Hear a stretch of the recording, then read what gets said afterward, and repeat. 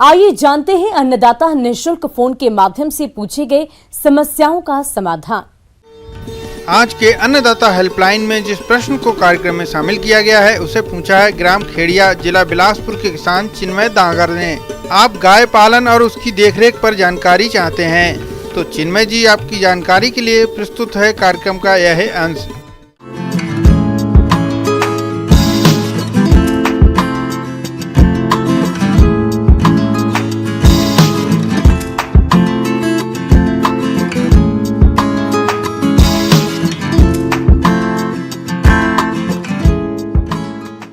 दुधारू गाय पालन हमारे किसानों के लिए बहुत ही फायदेमंद व्यवसाय है और ज़्यादातर किसान हमारे ग्रामीण परिवेश में दुधारू नस्ल का गाय पालन करते हैं। दुधारू नस्ल में हम लोग जो देसी नस्ल का भी पालन कर सकते हैं या फिर संकर नस्ल का भी पालन कर सकते हैं।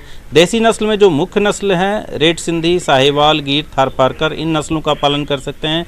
इन नस्लों का पालन करने से दूध का जो उत्पादन होता है और जो दूध की जो मांग है इन नस्लों का काफ़ी ज़्यादा है। ज़्यादा दामों में दूध का बिक्री हमारे शहरी क्षेत्रों में ज़्यादा इसका मांग है और ज़्यादा कीमत पे ये बिकता है। साथ ही साथ वैसे किसान जो ज़्यादा मात्रा में दूध उत्पादन चाहते हैं उनके लिए संकर नस्ल और मुख्य रूप से आप जर्सी या हॉल्स्टीन फ्रीजियन गाय का नस्ल का संकरण करा करके संकर नस्ल का पालन कर सकते हैं, जिसमें दूध उत्पादन लगभग 25 से 30 लीटर प्रति गाय भी हो सकती है। तो इस तरह से ज़्यादा नस्ल देने वाली गाय को भी आप पालन कर सकते हैं या फिर देसी नस्ल की गाय भी पालन कर सकते हैं। पशुपालन व डेयरी व्यवसाय में दुधारू पशुओं के दूध देने की क्षमता का बहुत ही महत्वपूर्ण स्थान होता है। इसलिए गाय भैंस की खरीदारी करते समय कुछ विशेष जानकारी होने की जरूरत हो जाती है। अगर आप पशु खरीदने जा रहे हैं तो ध्यान दें, तिकोने आकार की गाय अधिक दुधारू होती है। ऐसी गाय की पहचान के लिए उनके सामने खड़े हो जाएं। इससे गाय का अगला हिस्सा पतला और पिछला हिस्सा चौड़ा दिखाई देगा। शरीर की तुलना में गाय के पैर और मुंह, माथे के बाल छोटे होने चाहिए। दुधारू पशु की चमड़ी चिकनी, पतली और चमकदार होनी चाहिए। आंखें चमकीली, स्पष्ट और दोष रहित होनी चाहिए। आयन पूर्ण, विकसित और बड़े होना चाहिए। दूध दोहन के उपरांत थन को पूरी तरह से सिकुड़ जाना चाहिए। चारों थनों का आकार और आपसी दूरी समान होनी चाहिए। इसके साथ ही साथ जो गाय पालन में सबसे जरूरी चीज़ है वो आहार व्यवस्था है, आवास व्यवस्था है और बीमारियों से बचाव। इसमें आहार व्यवस्था में मुख्य रूप से देखा जाता है कि जो भी हमारे किसान भाई ग्रामीण परिवेश में गाय पालन कर रहे हैं वो संतुलित आहार नहीं देते हैं और गाय में मुख्य रूप से जो समस्याएं आती है जिसमें प्रजनन संबंधी समस्याएं, जो गाय गर्म नहीं होती है, पाल नहीं खा रही है, तो वैसी समस्याएं का मुख्य कारण जो है कि संतुलित आहार में कमी और पौष्टिक आहार में कमी, जिसके कारण ये सब समस्याएं आती है। तो हमारे जो पशुपालक हैं मैं उनको बताना चाहता हूं कि आप संतुलित आहार संतुलित मात्रा में दें।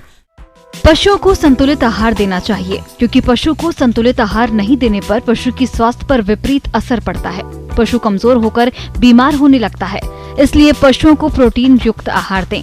इसे आप घर पर भी तैयार कर सकते हैं। संतुलित आहार बनाने के लिए आप मकई, चोकर, बादाम खल्ली, मिनरल मिक्सचर, नमक, ये सब मिला करके आप संतुलित आहार बना सकते हैं। और साथ ही साथ जो है कि इसमें ज़रूरत के हिसाब से इसमें जो हम लोग आहार देते हैं हमारे दुधारू पशु में वो 3 रूप में उसको बांटा गया है। पहला है मेंटेनेंस राशन, दूसरा है प्रोडक्शन और तीसरा जेस्टेशन। मेंटेनेंस का मतलब कि उसके शरीर के रखरखाव के लिए जितना दाना की ज़रूरत होती है, जैसे 1.5 से 2 किलो जो मात्रा होती है दाना का, वो हम लोग मेंटेनेंस के रूप में देते हैं।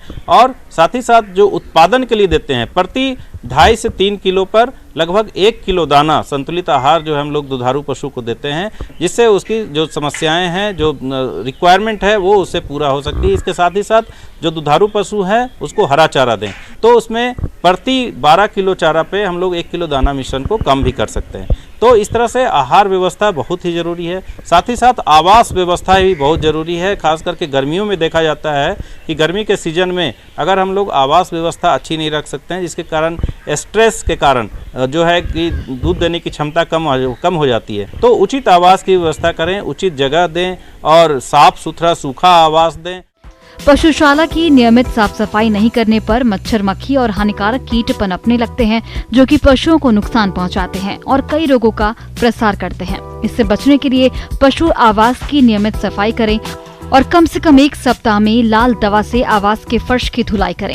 साथ ही पशुशाला और उसके आसपास के क्षेत्र में चूने का भुरकाव करें। इसके अलावा पशुओं को बीमारियों से बचाने के लिए नियमित रूप से टीकाकरण कराएं। इस तरह से अगर आपने जो भी किसान भाई जो हमारे गाय पालन या अपनी दूध उत्पादन से जुड़े हैं, गाय पालन कर रहे हैं, वो अगर इस तरह से अगर वो आहार व्यवस्था, आवास व्यवस्था, बीमारियों से बचाव के जो वैज्ञानिक तरीके हैं उसका अगर सही ढंग से पालन करते हैं, अच्छी तरह से उसका रखरखाव करते हैं, तो निश्चित रूप से आपको ज़्यादा फायदा होगा और इससे इसके जो प्रतिकूल वातावरण है या बीमारियों से होने वाली जो हानियाँ होती है उससे आप बच सकते हैं।